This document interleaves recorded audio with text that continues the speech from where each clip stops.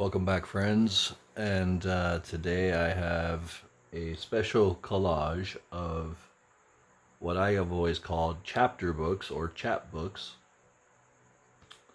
And I put all of my chapbooks together to see, out of my whole collection, how thick would a normal book be if they were all combined. And it's still only this thick. Check it out.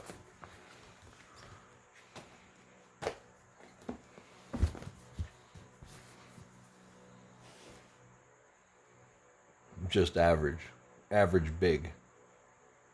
Right, so the point I'm trying to make is this.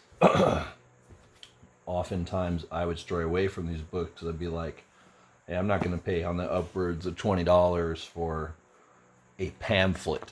Okay, I mean, some of these are almost borderline pamphlets.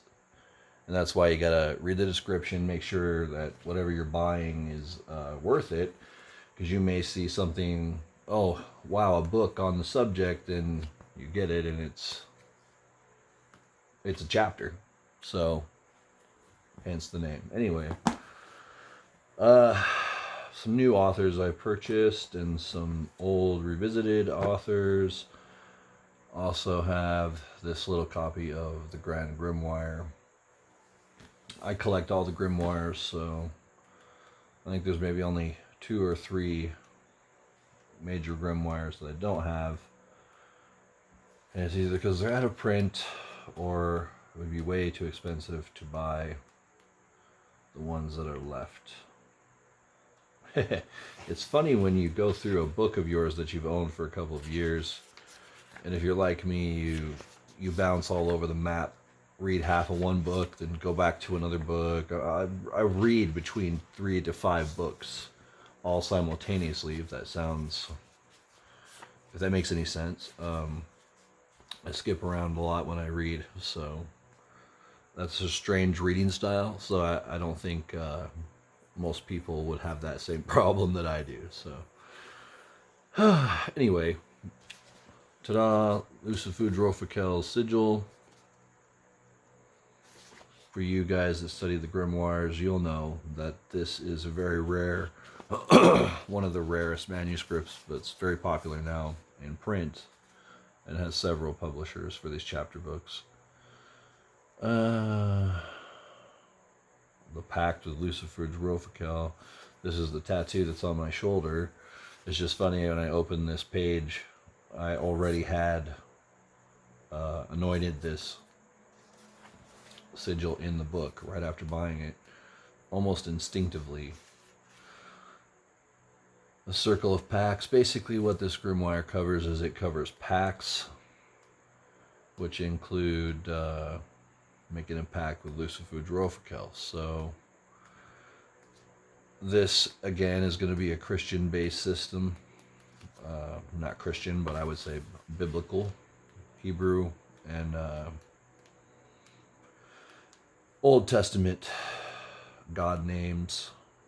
So it's about what you would expect from the Key of Solomon or Lesser Key of Solomon or our other very popular grimoires. Okay, Heptameron.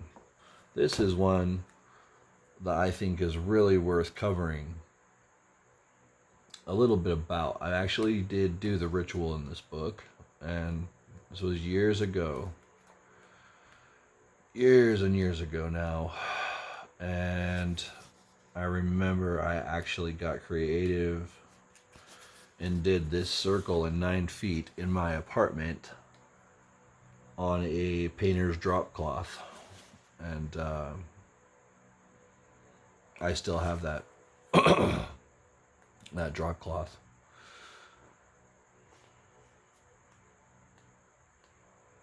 Heptameron is a pretty cool book because it does give you pretty clear instructions as to what you're supposed to do. It has some breakdown tables for the angelic names,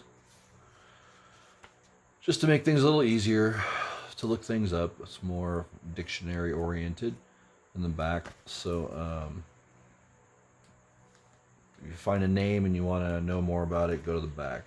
That's what I do with every book. But yeah, he has lists of stuff back here. I don't want to get too into it. But what I did want to say is the workings from this book are very powerful. And this little thin pamphlet that's, you know, for what it's worth, it is packed with some very nice material. And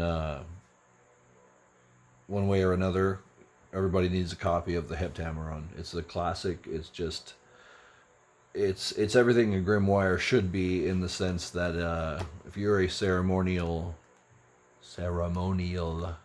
magician, you will appreciate this book. It just has a certain energy about it that calls you to want to do the ritual. And yeah, I enjoyed my time working through this book. I still use some of the stuff from this book in my own abbreviated rituals. So, a subject I have not covered and won't cover yet. This is just a little sneak peek today of my hoodoo chapter books. So check this out: the Master Book of Candle Burning, the Art of Hoodoo Candle Magic, and this little rare gem, Bones, Shells, and Curios, a contemporary method for casting of bones. This is really interesting, guys. This is a method of divination, of being able to see the future, predict outcomes of things, answer just about any question. And what it basically amounts to is you collect random items of all variety and you assign something to those items. Then when you shake them up like dice, throw them on the ground, the bones, the pieces of nature, all that, when they hit the ground and they do certain spreads, it's just like tarot. There's certain patterns you're going to be looking for, and you're going to say, oh, okay, and break it down like that. So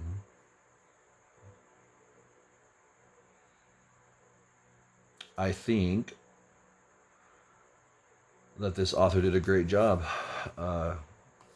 Very rare book. Lots of diagrams. Don't want to give too much away. Just very deep. This is a time-consuming task to collect these things and to assign and stuff. And I mean, it is a system that you would want to learn and practice for the rest of your life and make that your divination system.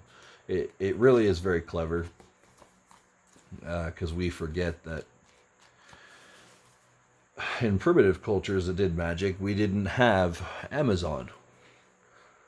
So even the simplest thing like candles were probably not available. They had to use nature in itself to celebrate the great things that magicians need to celebrate. So it is a great learning curve to see that the cultures all around the world are into magic and have been for thousands of years.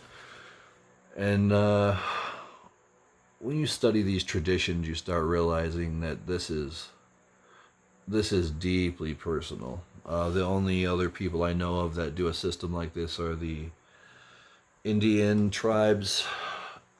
Native American Indians have a form of bone throwing that's very similar. I don't know anything about that kind of magic, and I know with my background, I don't know why I haven't looked into things like Indian ceremonies, like doing sweats and doing the shaman stuff and all that whole arena.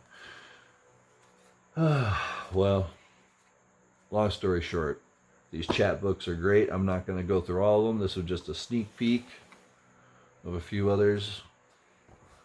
And my intention is to go through each one and go a little more in depth on each one of them, basically starting now. So, whoops.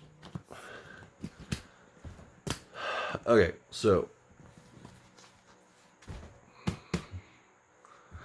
until I have the energy to get back to this and dedicate some time, I will pick a good one. You guys can leave feedback if there was a book in particular that you're just dying for me to crack open and show you more of. Let me know, because I know these are kind of rare books. So yeah, dark blessings, friends.